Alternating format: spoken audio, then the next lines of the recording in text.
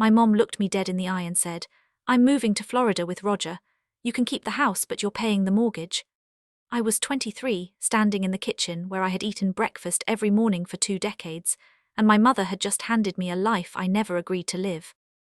No discussion, no warning, just a set of keys, a stack of bills, and a man I had met exactly 3 times, twice at awkward dinners where he talked about his timeshare, and once when he showed up unannounced to help my mom rearrange furniture. Now he was her future and I was her leftover.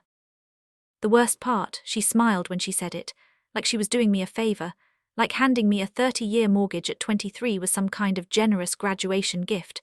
"You always wanted independence, Emma," she said, pouring herself another glass of wine. "Well, now you have it." I stared at the papers on the counter. Mortgage statements, utility bills, property tax notices. My name was already on some of them. When had that happened? When had I signed anything that made me responsible for a 3-bedroom house with a leaking roof and a furnace that sounded like it was coughing up its last breath? "I didn't agree to this," I said slowly, my voice shaking. "You can't just leave me with your house and your bills and expect me to." "Expect you to what?" she interrupted. "Be an adult. You have a job, Emma, you have a degree, you're perfectly capable of handling this. Besides, the house is paid down, you're not starting from zero." I laughed, I actually laughed, a bitter, hollow sound that surprised even me. "Paid down? Mom, there's still $180,000 left on this mortgage. That's not paid down. That's a financial anchor." She waved her hand dismissively. "You're being dramatic. Plenty of people your age own homes." "Plenty of people my age chose to buy homes," I shot back. "They didn't get ambushed in their childhood kitchen by a mother who decided her new boyfriend was more important than the life she built here." Her face hardened. "Don't make this about Roger." "Then what is it about?" I demanded. "Because from where I'm standing it looks like you're running away from everything you don't want to deal with anymore, and I'm the one left holding the bag." She set her wine glass down with a sharp clink. "I have spent 23 years putting you first. I stayed in this town, in this house, in a life I outgrew because I wanted to give you stability. Now it's my turn. I deserve happiness, Emma. I deserve a fresh start." The words hit like a slap, because underneath the selfishness, underneath the audacity of dumping her responsibilities on me without asking, there was a sliver of truth. She had stayed. She had raised me alone after my dad left when I was 5. She had worked 2 jobs to keep the lights on and food on the table. She had sacrificed. But sacrificing for your kid doesn't mean you get to cash in later by making them shoulder your debts, your house, your entire life when you decide you're done with it. If you think my mom dropping a mortgage on me is the worst thing that happens, you haven't seen what I find when I start digging through the paperwork she left behind, or what happens when Roger's timeshare turns out to be a lot more complicated than a beach condo in Tampa. Stay close. The house felt different after she left. Not quieter exactly, just emptier in a way that had nothing to do with the physical space and everything to do with the person who used to fill it. My mom was gone within a week. 1 U-Haul, 2 suitcases, and Roger's truck loaded with her favorite furniture. She took the good couch, the antique mirror, the kitchen table that had been my grandmother's. She left me the sagging armchair, the chipped dishes, and a dining set from IKEA that wobbled every time you leaned on it. "I'll call you when we're settled," she said, standing in the driveway with her sunglasses on even though it was overcast. Roger idled the truck, windows up, AC blasting, like he couldn't be bothered to step out and say goodbye. "Sure," I said, arms crossed. "Take your time." She hesitated, and for a second I thought she might actually apologize. Might acknowledge that this was insane, that leaving your daughter with a mortgage she never agreed to was not normal, not okay, not something you do if you actually love someone. Instead, she hugged me, quick and stiff like she was hugging a distant relative at a funeral.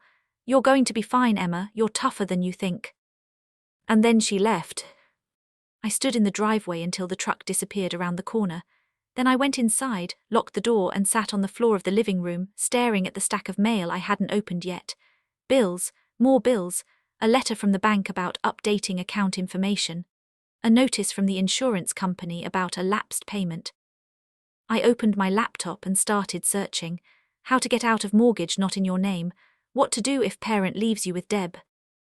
Legal options for unwanted property inheritance. The results were a mess of legal jargon and conflicting advice, but one thing became clear. My name was on the mortgage. I had co-signed 2 years ago when my mom refinanced to get a lower interest rate. She had told me it was just a formality, that it wouldn't affect me, that she just needed my signature to qualify. I had been 21, stupid, trusting. I signed because she asked, because she said it would help, because I didn't think my own mother would use me as a financial pawn. Now I was stuck. If I walked away, my credit would be destroyed. If I tried to sell, the market in our town was terrible. Houses sat for months, sometimes years. And even if I could sell, I would still be responsible for any shortfall between the sale price and what was owed. My phone buzzed, a text from my mom. Mom, made it to the state line. Roger says hi, don't forget to water the plants in the sunroom. I stared at the message. She was worried about plants, not about whether I could afford the mortgage payment, not about whether I was okay. Plants. I didn't respond. Instead, I opened the filing cabinet in the office, the room my mom used to call her command center. It was stuffed with papers, old tax returns, insurance documents, receipts going back a decade. I started pulling files, spreading them across the desk, looking for anything that might explain how we got here. That's when I found the folder. It was buried under a stack of old phone bills, labeled Roger Investment Docs. I almost didn't open it, almost told myself it was none of my business, but something in my gut twisted and I pulled it out. Inside were contracts, legal agreements, financial statements. Roger's name was on all of them, along with my mother's. They had pooled money into some kind of real estate investment scheme, luxury condos in Florida that were supposed to triple in value, timeshares that promised guaranteed returns. The numbers were staggering: $60,000 from my mom, another $40,000 from Roger, and at the bottom of one page in small print, a note about leveraging home equity. My stomach dropped. She had taken out a second mortgage on this house, not to pay for repairs or cover an emergency, to fund Roger's investment fantasy, and now that investment was mine to deal with. I sat back in the chair, the papers trembling in my hands. She hadn't just left me with the house. She had gambled with it, lost, and then walked away before the consequences landed. If you're wondering whether I called her, whether I screamed, whether I demanded she come back and fix this, the answer is no, because I realized something sitting in that office, surrounded by her mess. Calling her wouldn't change anything. She had already made her choice. She had chosen Roger, chosen Florida, chosen herself. Now I had to choose me. What happens next isn't about confrontation, it's about survival. And when I start making calls, when I start untangling the financial disaster my mom left behind, the truth about Roger and his investment opportunities is going to come out. And it's going to be so much worse than I imagined.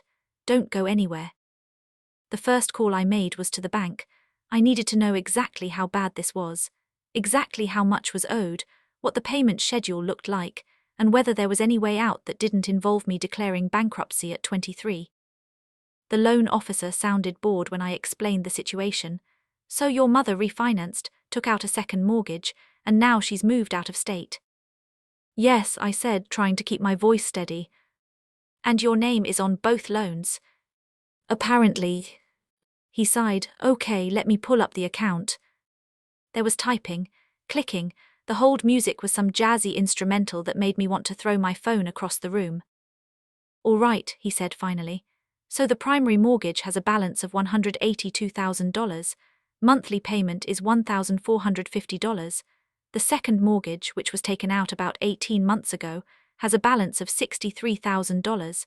That payment is $680 a month. I did the math in my head. $2,130 a month, just for the mortgages.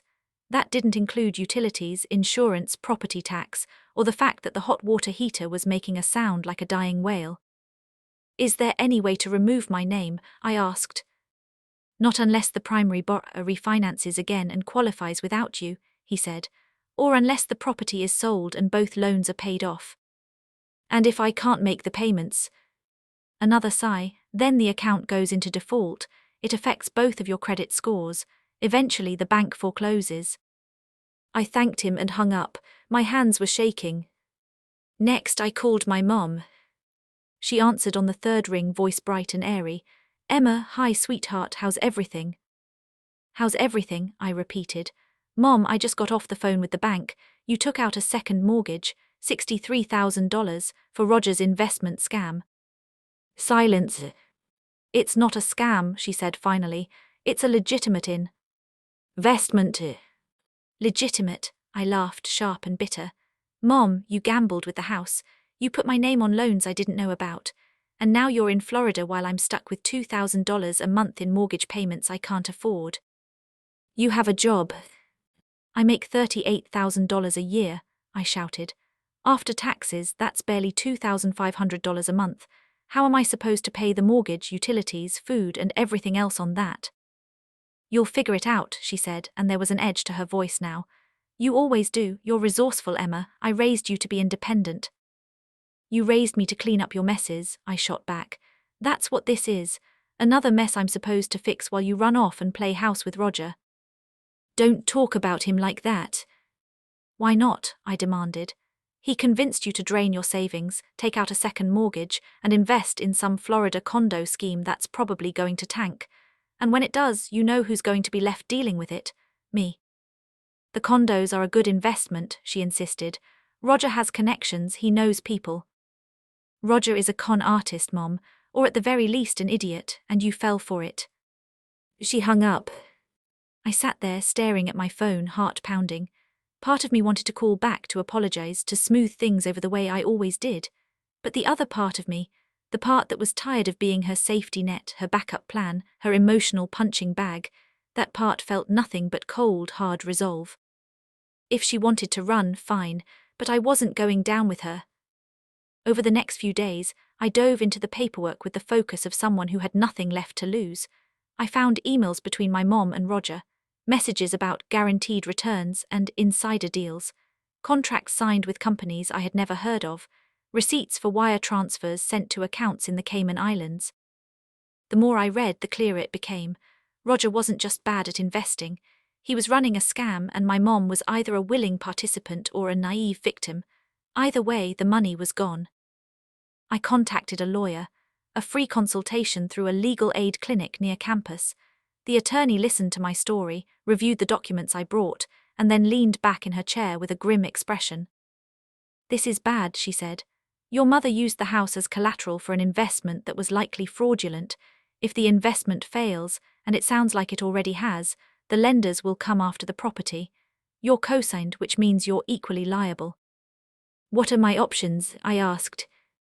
You can try to sell the house and pay off the loans. You can declare bankruptcy, though that will destroy your credit for years. Or you can walk away and let the bank foreclose, but again, your credit takes the hit.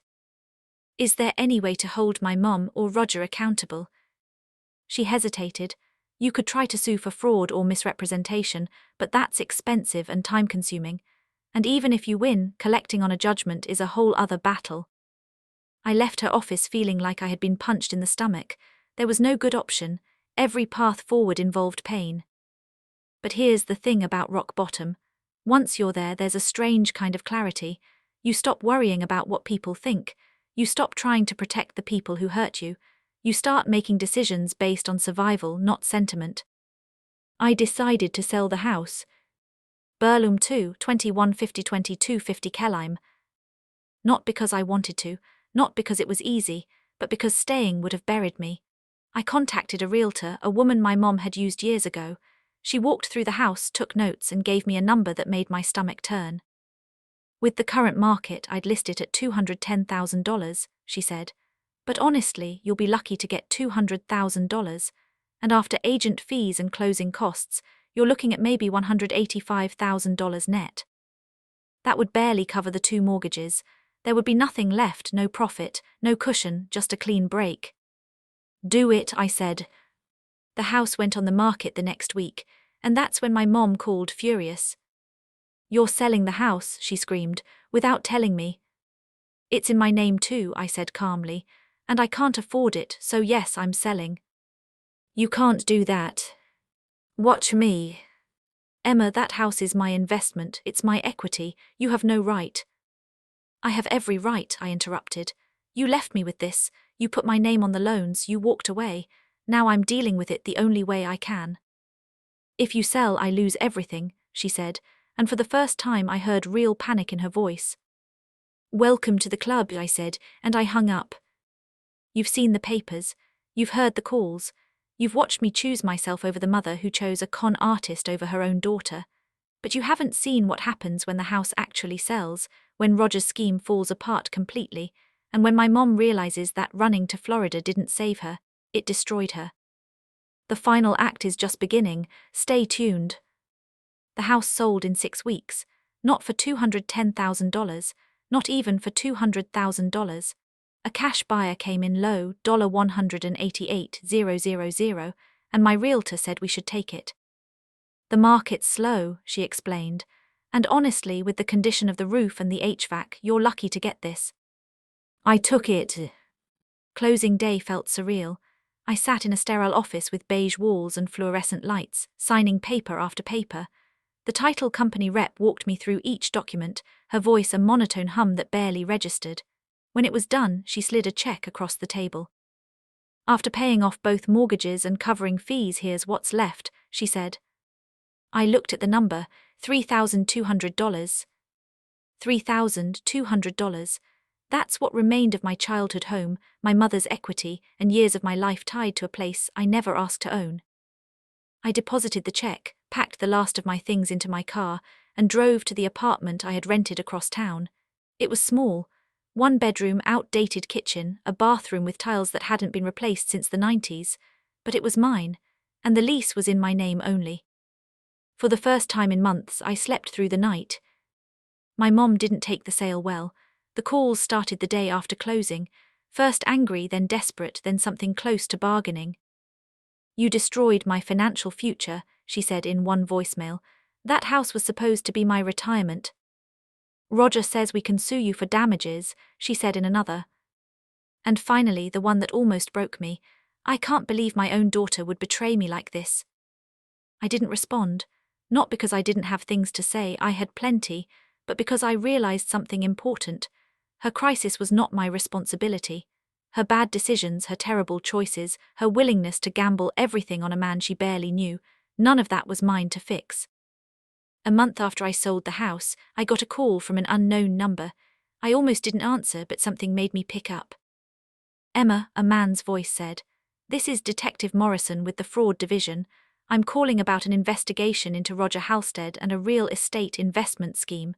Your mother's name came up in our records. Do you have a few minutes to talk?" My heart stopped. Yes, absolutely. He explained that Roger had been running a Ponzi scheme for years. The Florida condos didn't exist. The timeshares were fake. He had taken millions from investors, my mom included, and funneled the money into offshore accounts. They had arrested him 2 days ago. Your mother is not currently facing charges, he said, but she did lose a significant amount of money. We're working to recover what we can, but I'll be honest, most of it's gone. How much did she lose? I asked. From what we found, about $95,000. Some of it was hers, some was borrowed against property. I closed my eyes. $95,000. Gone, and she had been so sure, so convinced that Roger was her ticket to a better life. Thank you for letting me know, I said. After I hung up, I sat in my tiny apartment and felt something I didn't expect. Not satisfaction, not vindication, just a deep, quiet sadness for the woman my mother used to be, before Roger, before the bad decisions, before she convinced herself that running away was the same as moving forward.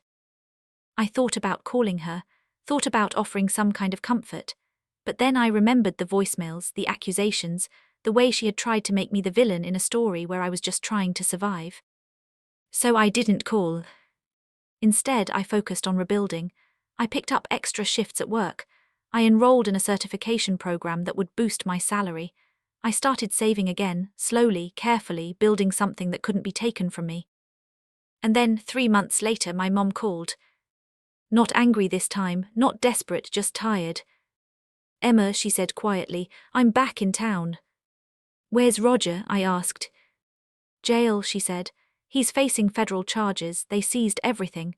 The truck, the furniture, even the clothes I bought with the investment money. I have nothing." I waited. "I'm staying at a motel," she continued. "I used the last of my savings for a week. After that, I don't know what I'm going to do." Part of me wanted to help, wanted to offer my couch, wanted to be the daughter who showed up even when her mother hadn't.